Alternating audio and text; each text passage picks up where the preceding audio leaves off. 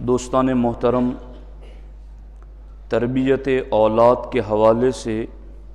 ہماری گفتگو چل رہی ہیں۔ چھوٹے بچوں کی ابتدائی عمر اور ان کی زندگی کے ابتدائی سال یہ باقی پوری زندگی کے لیے بنیادی حیثیت رکھتے ہیں۔ چھوٹے بچے بچپن میں ان کو جو کچھ تعلیم اور تربیت دی جاتی ہیں وہ ان کے ذہن اور دماغ پر نقش ہو جاتی ہیں۔ اس وجہ سے ہمیں بچپن میں بچوں کے ابتدائی سالوں میں تعلیم و تربیت، اخلاق و عادات کی درستگی کی طرف خصوصی توجہ دینی چاہیے۔ اس سلسلے میں فارسی کا ایک قول ہے، خشت اول چون نہد معمار کج، تا سریا می رود دیوار کج، یعنی جب پہلی اینٹ ہی بنیاد میں ٹیڑھی رکھی جائے گی تو دیوار آسمان تک بھی آپ بلند کر لیں وہ ٹیڑھی ہی رہے گی۔ تو انسانی زندگی میں بچپن کے ابتدائی سال یہ پوری زندگی کے لیے اس کے اخلاق کے حوالے سے، اس کی تعلیم اور تربیت کے حوالے سے بہت بنیادی حیثیت رکھتے ہیں، اور عام طور پر مسلم معاشرہ اپنے بچوں کے ابتدائی سالوں میں تربیت سے بڑی حد تک لاپرواہی اور غفلت برت رہا ہے، اور یہ کہہ کر کے اپنا دامن چھڑا لیتے ہیں کہ چونکہ ابھی بچپنا ہے تو اس لیے بڑا ہوگا تو ٹھیک ہو جائے گا۔ تو آپ نے شیخ سعدی کی وہ مثال بارہا سنی ہوگی کہ جب تک پودا چھوٹا ہے آپ اس کو جدھر موڑنا چاہیں موڑ جائے گا، لیکن جب وہ تناور اور مضبوط درخت ہو جائے گا پھر آپ چاہیں گے کہ اس کو موڑ دے تو آپ چاہتے ہوئے بھی اس کو موڑ نہ سکیں گے۔ تو زندگی کا ابتدائی مرحلہ 2 سال کے بعد ہی شروع ہو جاتا ہے۔ تعلیم اور تربیت کے اعتبار سے وہ عرصہ بہت اہم ہوتا ہے۔ ہمارے نبی حضور سید عالم صلی اللہ تعالی علیہ وسلم نے اسی لیے ارشاد فرمایا، افتحوا علی صبیانکم اول کلمۃ بلا الہ الا اللہ۔ ہمارے آقا علیہ الصلوۃ والسلام نے ارشاد فرمایا کہ تم اپنی اولاد کو سب سے پہلے جو لفظ اس کی زبان سے ادا کراؤ وہ کلمہ طیبہ ادا کراؤ، اس کی زبان سے لا الہ الا اللہ محمد الرسول اللہ صلی اللہ تعالی علیہ وسلم اسے کہلواؤ۔ اب یہ کس طریقے سے ہو سکتا ہے؟ جب ہمیں اس بات کا اندازہ ہو جائے کہ اب بچے کی زبان کچھ بولنا چاہتی ہیں تو اس وقت ہم پر لازم ہے کہ جو بھی بچے کی طرف متوجہ ہو ہر کوئی بچے کی طرف دیکھ کر کے کلمہ طیبہ پڑھے۔ ماں اٹھائے تو ماں بھی لا الہ الا اللہ محمد الرسول اللہ کی تلاوت کریں، ادھر بھائی اٹھائے، بہن اٹھائے، باپ اٹھائے، پھوپھی، خالہ، گھر کے اندر ایک ایسا ماحول بنایا جائے کہ جس ماحول کے زیر سایہ بچے کی زبان جب کھلنے لگے تو ہر سمت سے اس کو ایک ہی آواز آئے، لا الہ الا اللہ محمد الرسول اللہ صلی اللہ تعالی علیہ وسلم۔ اگر یوں اس طریقے سے ہم نے اپنے بچوں کو یہ ماحول دیا اور گھر کے اندر ہم نے کلمہ طیبہ پڑھنا شروع کر دیا بچے کے سامنے، تو انشاءاللہ الرحمن یہ بچہ سب سے پہلے زبان کھول کر پڑھے گا تو کلمہ طیبہ پڑھے گا، اور پھر وہ ابتدائی وقت کا کلمہ طیبہ اس ماحول میں اگر اس کے ذہن و دماغ میں نقش ہو گیا تو پھر آپ امید رکھیں کہ اگر اس کو بچپن کا یہ ماحول ملا اور اس کی زبان سے پہلا کلمہ ہی کلمہ طیبہ جاری ہوا تو اب یہ کلمہ آخری سانس تک اس کی زبان پر جاری رہے گا۔ ہمارے آقا علیہ الصلوۃ والسلام نے آگے ارشاد فرمایا وَلَقِّنُهُمْ عِنْدَ الْمَوْتِ، یہ کلمہ طیبہ جو آپ نے بچے کو بچپن میں چاروں طرف سے ماحول دے کر اس کی زبان پر جاری کرایا، اب ہمارے آقا فرماتے یہی بچہ جب 80 سال کا بوڑھا ہو گیا، اب یہ چار پائی پر لیٹا ہوا ہے، اس کی سانس اکھڑ رہی گئیں اور اب یہ دنیا سے آخرت کی طرف سفر کرنے والا ہے، تو ہمارے نبی علیہ الصلوۃ والسلام فرماتے ہیں اب پھر تم میں سے پرہیزگار شخص اس کے قریب بیٹھ کر کلمہ طیبہ پڑھنا شروع کر دیں، اس کو پڑھائیں نہیں، اس کو تلقین کریں، یعنی اسے نہ کہیں کہ تم پڑھو، کیونکہ اس وقت کا معاملہ بڑا سخت ہوتا ہے،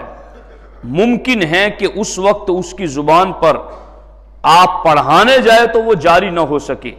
اور اس بارے میں حضور صدر الشریعہ فرماتے ہیں مرتے وقت معاذ اللہ اس کی زبان سے کلمہ کفر نکلا تو کفر کا حکم نہ دیں گے، اسے کافر نہ کہیں گے، کیونکہ ممکن ہے موت کی سختی میں عقل جاتی رہی ہو اور بے ہوشی میں یہ کلمہ نکل گیا ہو، اور بہت ممکن ہے کہ اس کی بات پوری سمجھ میں نہ آئی، کہ ایسی شدت کی حالت میں آدمی پوری بات صاف طور پر ادا کر لے دشوار ہوتا ہے۔ تو اب اس وقت کئی لوگ چونکہ پڑھانے کی کوشش کرتے ہیں تو حکم ہے تلقین کا، یعنی چاروں طرف اس کے بیٹھ کر کے آپ کو خود پڑھنا ہے۔ اب ہمارے نبی علیہ الصلوۃ والسلام ارشاد فرماتے ہیں بچپن کے ابتدائی وقت میں آپ نے چاروں طرف سے کلمہ اتنا پڑھا کہ بچے کی زبان کھلتے ہی پہلا لفظ اس کی زبان سے اللہ یا کلمہ طیبہ نکلا، اور پھر اس کے موت کے وقت آپ نے قریب بیٹھ کر کلمہ طیبہ پڑھا اور وہ پڑھ گیا، تو ہمارے نبی علیہ الصلوۃ والسلام فرماتے ہیں فَإِنَّهُ مَنْ كَانَ أَوَّلُ كَلَامِهِ لَا إِلَهَ إِلَّا اللَّهُ وَآخِرُ كَلَامِهِ لَا إِلَهَ إِلَّا اللَّهُ ثُمَّ عَاشَ أَلْفَ سَنَةٍ، سرکار فرماتے جس کا پہلا کلام کلمہ طیبہ ہو گیا اور جس کا آخری کلام کلمہ طیبہ ہو گیا، ثُمَّ عَاشَ أَلْفَ سَنَةٍ، پھر وہ 1000 سال تک بھی زندہ رہا، ما سئل عن ذنب واحد، تو پھر قیامت کے دن کسی گناہ کے بارے میں اس سے سوال نہیں ہوگا۔ آپ غور فرمائیں کہ یہ کتنی اہم بات ہے، یعنی اس کا آغاز اور اس کا اختتام، اس کی شروعات اور اس کا ختم ہونا، یہ دونوں اگر کلمہ طیبہ کے ذریعہ ہو جاتے ہیں تو اس کی برکتیں 1000 سال پر حاوی ہو جاتی ہیں، اور اگر درمیان میں چھوٹے موٹے گناہ بھی اس سے ہوتے رہیں تو ابتدا اور انتہا کے کلمے کی برکت سے اللہ رب العزت اس کے گناہوں کو معاف فرما دیتا ہے۔ لیکن آج پوزیشن ہمارے معاشرے کی یہ ہے کہ جب ہمارا بچہ بولنا چاہتا ہے تو ہم اس کو CAT کیٹ پڑھاتے ہیں، ہم اس کو ABC پڑھاتے ہیں، ہم اس کو 1 2 3 وغیرہ پڑھاتے ہیں، ہم اس کو پاپا اور ٹاٹا وغیرہ کے لفظ سکھاتے ہیں۔ کتنے مسلمان ہیں ایسے جو اس حدیث پاک پر عمل کرتے ہوئے اپنے بچے کو ابتدا میں ایسا ماحول فراہم کریں کہ اس بچے کی زبان سے پہلا کلمہ کلمہ طیبہ جاری ہو۔ یاد رکھنا، ہم بحیثیت مسلمان آخرت پر ایمان رکھتے ہیں، ہماری یہ دنیا کی زندگی ایک کھیتی ہے، اس کی فصل تو ہمیں مرنے کے بعد کاٹنی ہے۔ یہ دنیا تو ہمارے لیے دارالعمل ہے، ہمارے لیے دارالجزا تو آخرت ہے، اور کتنا سستا سودا نبی رحمت صلی اللہ علیہ وسلم نے عطا فرمایا کہ تم کوشش کرو بچوں کی تربیت میں کہ پہلا کلمہ کلمہ طیبہ جاری کراؤ، تو اس کی برکت سے آخری بھی یہ میسر آئے گا، اور پھر دونوں جانب اگر کلمہ طیبہ آ گیا ما سئل عن ذنب واحد، اللہ درمیان کے گناہوں کو معاف فرما دے گا۔ اس لیے کوشش کرو اس چیز کی کہ چھوٹے چھوٹے بچوں کی تربیت کے لیے ایسا ماحول بناؤ گھر میں کہ جو بھی بچے کو اٹھائے کلمہ طیبہ پڑھیں، اور اس کے کانوں سے جو سماعت ٹکرائے، جو آواز ٹکرائے، وہ کلمہ طیبہ کی ہو۔ اس سلسلے میں بزرگان دین کی زندگی میں ایسی بہت ساری باتیں ملے گی۔ ایک بات میں آپ کو سناؤں، سیدنا سہل بن عبداللہ تستری رضی اللہ تعالیٰ عنہ فرماتے ہیں کہ میری عمر ابھی 3 سال کے قریب تھی، اور میں اپنے ماموں سیدنا محمد بن سوار کے گھر رہتا۔ میں رات کو جب بھی بیدار ہوتا تو میں اپنے ماموں کو نماز پڑھتے ہوئے دیکھتا۔ ایک دن میرے ماموں نے مجھ سے کہا کہ بیٹا تم اس اللہ کو یاد نہیں کرو گے جس اللہ نے تمہیں پیدا کیا ہے؟ تو میں نے کہا کہ ماموں جان میں اللہ کو کیسے یاد کروں؟ کہا میں تمہیں چند لفظ سکھاتا ہوں، وہ لفظ تم نے روزانہ سونے سے پہلے زبان ہلائے بغیر دل سے پڑھنے ہیں۔ کہا وہ کون سے لفظ ہیں؟ کہا وہ 3 لفظ یہ ہیں، اللہ معی، اللہ ناظر الی، اللہ شاہدی۔ اس کا ترجمہ یہ ہے، اللہ میرے ساتھ ہیں، اللہ مجھے دیکھ رہا ہے، اور اللہ میرا گواہ ہے۔ حضرت سہل بن عبداللہ تستری علیہ رحمہ فرماتے ہیں میں نے یہ کلمات سیکھ لیے اور روزانہ رات کو سونے سے پہلے زبان ہلائے بغیر دل سے 3 مرتبہ پڑھتا۔ کچھ دنوں کے بعد ماموں نے کہا اب 7 مرتبہ پڑھو، پھر کچھ دنوں تک 7 مرتبہ پڑھا، پھر کہا اب 11 مرتبہ پڑھو۔ حضرت سہل رضی اللہ تعالیٰ عنہ کہتے ہیں میں 1 سال تک پڑھتا رہا،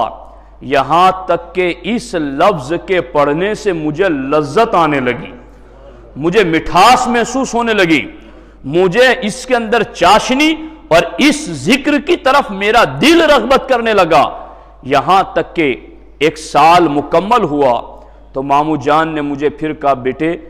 اب تمہیں آخری سانس نکلنے تک یہ وظیفہ ہمیشہ جاری رکھنا ہے۔ اور پھر جب ایک عرصہ گزر گیا میں پڑھتا رہا تو پھر ماموں جان نے مجھ سے کہا بیٹا اگر اللہ کے بارے میں ہمارا یہ یقین ہو کہ اللہ ہمارے ساتھ ہے، اللہ ہمیں دیکھ رہا ہے اور اللہ ہمارا گواہ ہے، تو کیا یہ پڑھتے ہوئے یہ جانتے ہوئے اس کی نافرمانی کی جا سکتی ہے؟ تو حضرت سہل بن عبداللہ تستری کہتے ہیں میرے ماموں نے پہلے تو مجھے وظیفہ سکھایا، اور چونکہ وہ عربی جانتے تھے تو انہیں مطلب بھی پتا تھا کہ اللہ معی کا معنی ہے اللہ میرے ساتھ ہے، اللہ ناظر الیہ کا معنی ہے اللہ مجھے دیکھ رہا ہے، اللہ شاہدی کا معنی ہے اللہ میرا گواہ ہے۔ حضرت سہل کہتے میرے ماموں نے مجھے اتنا پڑھایا کہ پہلے مجھے اس کا عادی بنا دیا، اور پھر مجھے کہا بیٹا جس کا یقین ہو کہ اللہ اس کے ساتھ ہے، اللہ اسے دیکھ رہا ہے، اللہ اس کا گواہ ہے، وہ گناہ کیسے کر سکتا ہے؟ بس 3 سال کی عمر میں سکھائی ہوئی یہ تربیت وہ رنگ دکھاتی ہے کہ سہل بن عبداللہ تستری کو اللہ کے ولیوں کی صف میں شامل کرا دیتی ہے۔ ان کی اس طریقے سے تربیت ہوئی، اور اس تربیت کے زیر سایہ جب وہ آگے بڑھے تو اللہ رب العزت نے ان کو وہ مقام اور مرتبہ عطا کیا۔ اس لیے یاد رکھیں بچوں کی تربیت کے سلسلے کے اندر سب سے بنیادی چیز جو ہیں وہ والدین کا کردار ہے، وہ ماں باپ کی تربیت ہیں، وہ گھر کا ماحول ہیں۔ آپ جیسا بچے کو بنانا چاہتے ہیں ویسا ماحول فراہم کر دیں۔ آپ چاہتے ہیں کہ بچہ متقی بنے، آپ متقی بن جائیں۔ آپ چاہتے ہیں کہ بچہ پرہیزگار بنے، آپ پرہیزگار بن جائیں۔ آپ چاہتے ہیں کہ بچہ قرآن کی تلاوت کرنے والا بنے، آپ کی نہ قرآن کی تلاوت کرنے والے بن جائیں۔ آپ چاہتے ہیں کہ بچہ ماں باپ کا فرما بردار رہیں، آپ خود ماں باپ کے فرما بردار بن جائیں، تو یاد رکھیں ماں باپ کی زندگی ایک آئیڈیل، ایک نمونہ اور ایک کردار ہوتا ہے اولاد کے سامنے، وہ دیکھ دیکھ کر کے اپنی زندگی سنوارنا چاہتے ہیں اور سیکھتے چلے جاتے ہیں۔ تو پھر ہمیں بھی چاہیے کہ ہم اولاد کے لیے ایسا ماحول فراہم کریں، ورنہ پھر اگر باپ بچوں کے سامنے سگریٹ پیے گا یا اس طرح کا نشہ کرے گا اور بچے کو روکے گا تو بچہ سمجھے گا کہ اس میں ضرور کوئی فائدہ ہے، جبھی تو میرے والد صاحب پی رہے ہیں اور مجھے روک رہے ہیں۔ اور کبھی کبھی یوں بھی سننے میں آتا ہے کہ گھر میں بیٹھ کر پکچر دیکھ رہے ہیں اور کوئی ایسا مرحلہ آ گیا جو باپ بیٹے کو نہیں دکھانا چاہتا، وہ کہتا ہے بیٹے چلے جاؤ تم دوسرے کمرے میں، ابھی تمہاری عمر نہیں ہوئی ہے۔ تو پھر بچہ سمجھتا ہے کہ میری عمر ہوگی تب میرے لیے یہ چیز دیکھنا صحیح ہوگا۔ تو یہ ایک ماحول گھر کا جو ہوتا ہے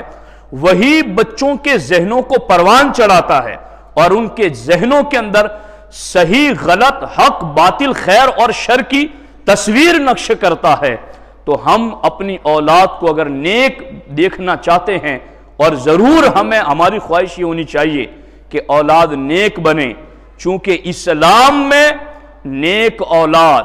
صرف دنیا ہی میں ماں باپ کا سہارا نہیں بنتی، اسلام میں نیک اولاد پل صراط پر بھی اس کے لیے نیکی کا سہارا بن جاتی ہے۔ اس لیے اولاد کی تربیت کے سلسلے میں ہمیں آگے اپنی کوششیں جاری رکھنی چاہیے۔ اللہ رب العزت کی بارگاہ میں دعا ہے رب ذوالجلال ہم سب کو قرآن و سنت کے احکام کے مطابق اپنی اولاد کی دینی تربیت کی توفیق عطا فرمائیں۔ دوستان محترم،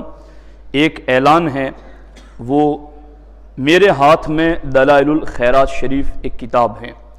گجراتی زبان میں اس کا ترجمہ کیا گیا ہے اور اس کے محرر لکھنے والے حضرت سیدنا محمد بن سلیمان جزولی رحمۃ اللہ تعالی علیہ ہیں، اور یہ کتاب بہت بابرکت ہے۔ اس کتاب کا روزانہ پورا پڑھنا کا حکم نہیں ہے، روزانہ ایک ایک منزل، درود شریف کی کتاب ہے، روزانہ ایک منزل پڑھنے کا حکم ہے۔ تقریباً اس میں 10 منٹ کے لگ بھگ کا وقت لگے، مگر اتنی بابرکت کتاب ہے کہ یہ کتاب گھر میں رہے اور پڑھی جائے تو وہ گھر حادثات سے محفوظ رہتا ہے، اور پھر یہ کہ اس کے پڑھنے والے کی مرادیں پوری ہوتی ہیں، اور کئی اللہ کے ولیوں نے اس کتاب کو پابندی سے پڑھا اور انہیں اپنے نبی کا دیدار بھی نصیب ہوا۔ یہ بہت اہم کتاب ہے، تو اس کتاب کو آپ اسلامک ویلفیئر مشن کی جو آفس ہے ہماری اللہ شبیر پٹیل صاحب کی، آپ وہاں سے اس کو بغیر قیمت کے فری میں حاصل کریں، مگر آپ اس کو پڑھیں ضرور، ایسا نہ ہو کہ پھر لے جائیں اور طاق کی زینت بنا کر رکھ دیں۔ اب تو چونکہ لوگوں کا ماحول بھی ایسا بن گیا کہ لوگ یہ چاہتے ہیں قرآن یا کتابیں وغیرہ لا کر مسجد میں رکھ دیں، لوگ پڑھیں اور ان کے باپ بخشے جائیں، ان کے مرحوم بخشے جائیں، آپ کیا کریں گے؟ تو یہ ہمارے لیے قابل افسوس بات ہے۔ کل یہی چیز ہماری اولاد بھی ہمارے ساتھ کرنے والی ہے، چونکہ ہم ان کو وہی تو دکھا رہے ہیں کہ ہم نے لا کر ایک پیٹی ابا کے نام کی رکھ دی سال ثواب کی، اب مسجد میں تو ہزاروں پیٹیاں پڑی ہوئی ہیں، پتہ نہیں تمہارا نمبر بھی آتا ہے کہ نہیں آتا ہے، یا دیمک چاٹ چاٹ کر ختم کر دے اور اسے لے جا کر قبرستان میں دفن کرنا پڑے۔ تو اس لیے غور کیجئے اپنے آپ پر، میں یہ کہتے ہوئے اپنے آپ پر غور کر رہا ہوں، آپ اپنے آپ پر غور کیجئے، جیسا کرو گے ویسا کیا جائے گا، کما تدین تدان۔ اس لیے اولاد کی تربیت پر بھی توجہ دیں اور ان کتابوں کو پڑھنے کی کوشش کریں اور اپنی اولاد کو بھی پڑھنے کی تلقین کریں تاکہ زیادہ سے زیادہ علم دین پھیل سکے۔ اللہ کریم ہم سب کو عمل کی توفیق عطا فرمائے۔ السلام علیکم ورحمۃ اللہ۔